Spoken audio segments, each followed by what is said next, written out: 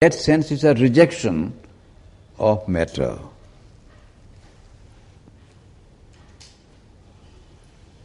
For both thought and life, a choice becomes imperative.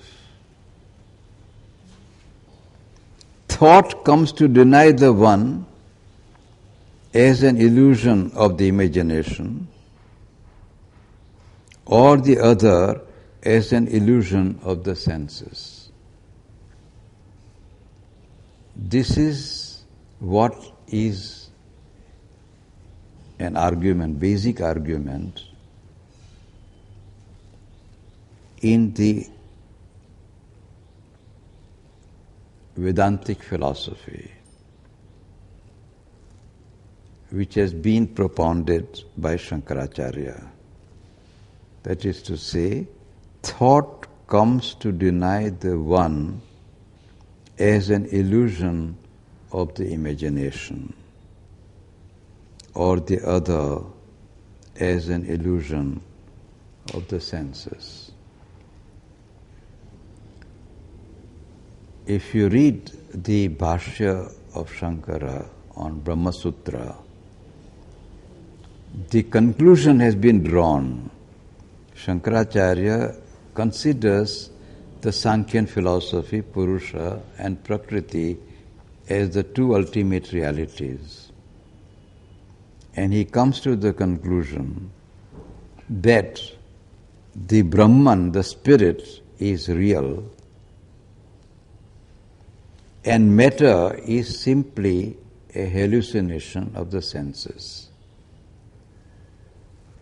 On the other hand, if you read the philosophy of materialism, it says that matter is real and what you consider to be the spirit is only a false illusion of imagination.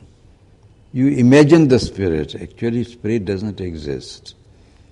These are the two alternative conclusions which are drawn in the history of thought.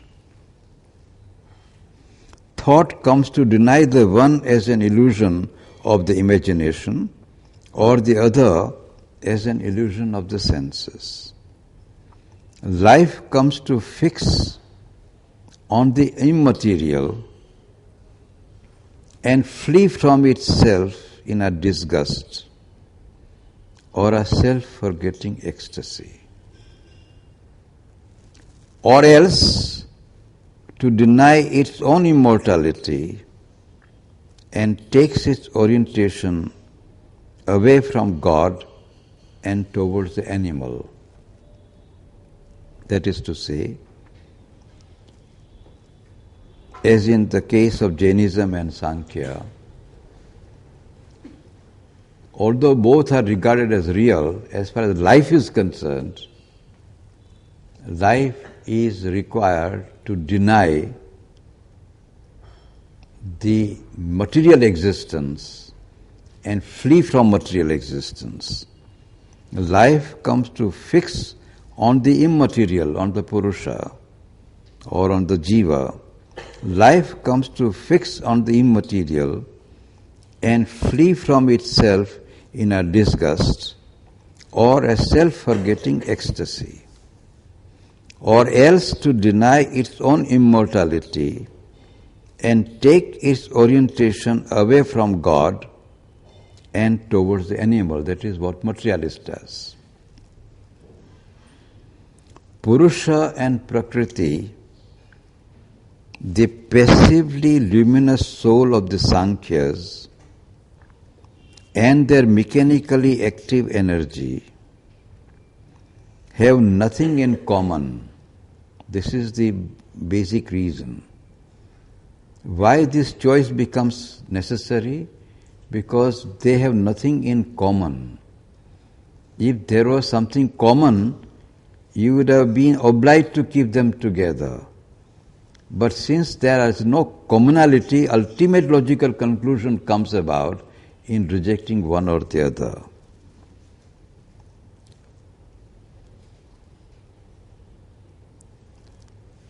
They have nothing in common, not even They're opposite modes of inertia. Purusha is inert, Prakriti is also inert.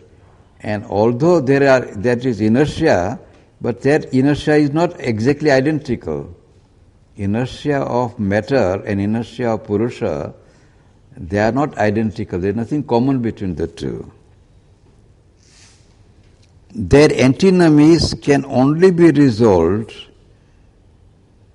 by the cessation of the inertly driven activity into the immutable repose upon which it has been casting in vain the sterile procession of its images. So the conclusion could be only to run away from the Prakriti or energy and to seek repose in the spirits. Shankara's wordless, inactive self and his Maya of many names and forms are equally disparate and irreconcilable entities. Their rigid antagonism can terminate only by the dissolution of the multitudinous illusion into the sole truth of an eternal silence.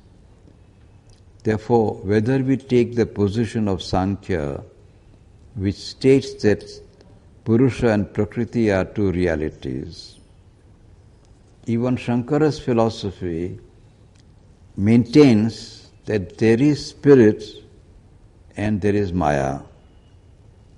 Although Maya has ultimately no reality, it has Vyavaharik Satta. But even that Vyavaharik Satta ultimately has to be eliminated. Ultimate conclusion would be you are forced to conclude that you have to choose between the two because there is nothing common between them, so the choice becomes imperative. Now, this is for those who happen to choose the spirit. But the other way also is possible.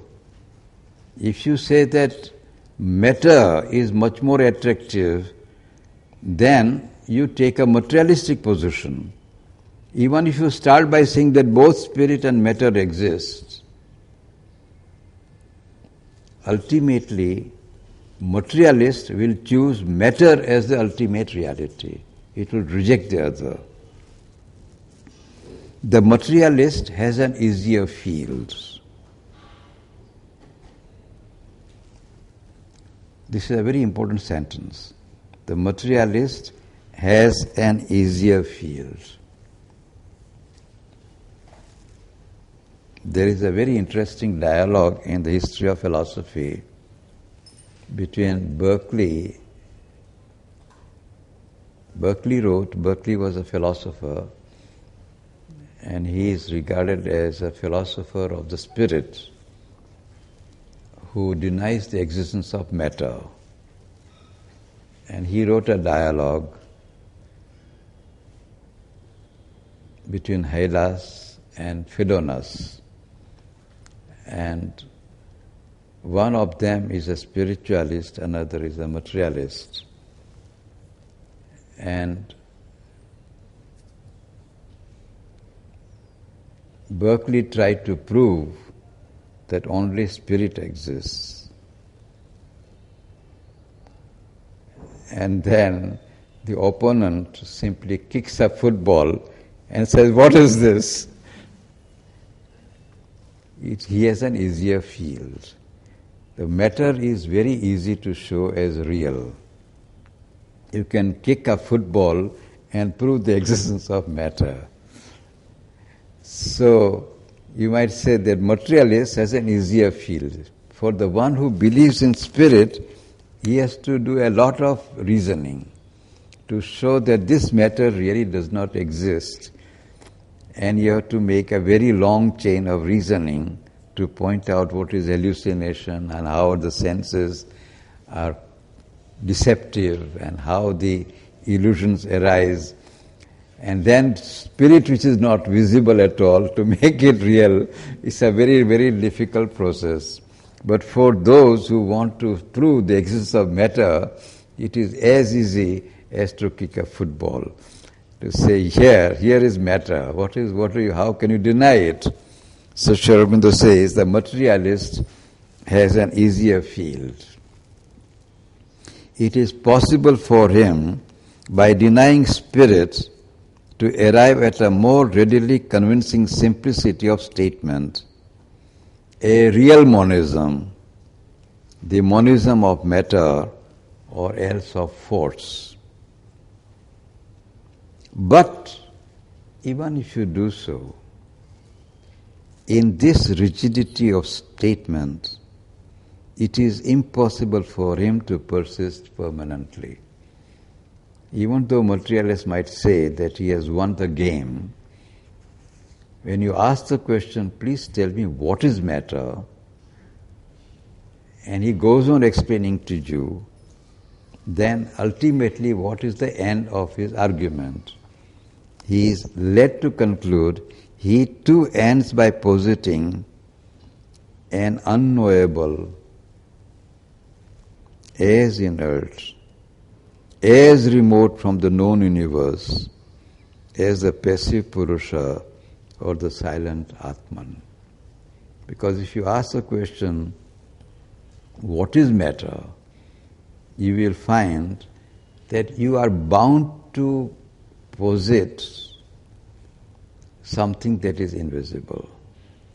Go on deeper and deeper to the atomic and molecules and deeper and deeper roots, you find something invisible. And that invisible, to show that that invisible has become visible in this form, that seems to be a miracle. How that visible has become visible in this form, how has it happened? That becomes impossible. So Aurobindo says that even he too ends by positing an unknowable as inert, as remote from the known universe as a passive Purusha or the silent Atman. It serves no purpose but to put off by a vague concession the inexorable demands of thought, or to stand as an excuse for refusing to extend the limits of inquiry. Both the spiritualist has to explain that if matter is unreal, how has it come about? He can only refuse the inquiry. He can simply say it has come about, it's a hallucination, you don't need to explain. So he refuses the inquiry. The materialist also, if you say how that invisible ultimate atomic and subatomic particle has become this visible reality, even this he can only say, now don't ask me those questions, I cannot inquire into it. So ultimately both of them come to the conclusion, you stop inquiry. This is what it is. So in other words, thought is to be excised. Rationality is to be excised. Therefore, in these barren contradictions, the human mind cannot rest satisfied. It must seek always a complete affirmation. This is the very starting point of a philosophical thinking. Philosophy is a rational inquiry, and reason demands comprehensiveness. You might say this is something that you cannot cut out of the reason. If you make one statement, reason will demand how that statement stands in relationship with other statement, and that with another statement. And this cannot end unless you take the whole universe, all the facts together. The moment you start denying one against the other, this problem will reappear. There are two facts, spirit and matter. If the two facts exist, you have got ultimately to realize that the two have to be reconciled. Therefore, in these barren contradictions, the human mind cannot rest satisfied. It must seek always a complete affirmation. It can find it only by a luminous reconciliation. To reach that reconciliation, it must traverse the degrees which our inner consciousness imposes on us, and whether by objective method of analysis applied to life and mind as to matter, or by subjective synthesis and illumination, arrive at the repose of the ultimate unity without denying the energy of the expressive multiplicity. This is the conclusion you'll be obliged to arrive at. You may arrive at it by proceeding on the scientific, what is called scientific method, or you may arrive at it by mystic method, subjective method. In the case of yoga, you start with the subjective method. You try to develop your consciousness and refine it more and more and arrive at the experiences of the spirit, and then try to relate that spirit from with matter. Or you start with matter, analyze life, analyze mind, and then try to arrive at something that is beyond matter, life and mind. That method may be an objective, analytic method. This may be a synthetic or scientific, the synthetic method or subjective method. By both the methods, ultimately, you arrive at the same conclusion, same confirmation. Only in such a complete and catholic affirmation can all the multiform and apparently contradictory data of existence be harmonized, and the manifold conflicting forces which govern our thought and life discover the central truth which they are here to symbolize and variously fulfill. Then only can our thought, having attained a true center, ceasing to wander in circles, work like the Brahman of the Upanishad, fixed and stable even in its play and its worldwide coursing, and our life, knowing its aim, serve it with a serene and settled joy and light, as well as with a rhythmically discursive energy. When our philosophical thought is able to reconcile matter and spirit, then two consequences will follow. The thought becomes silent, and life becomes systematically organized. Till that time, if you reject matter and turn to spirit, life is shriveled up. If you follow only matter and reject the spirit, life becomes wild. No system. You can move and wander about in material life. There is no systematization of life. There is no rhythm in life. There is no fundamental experience of the multifarious possibilities of life movement. Similarly, if there is a rejection of spirit,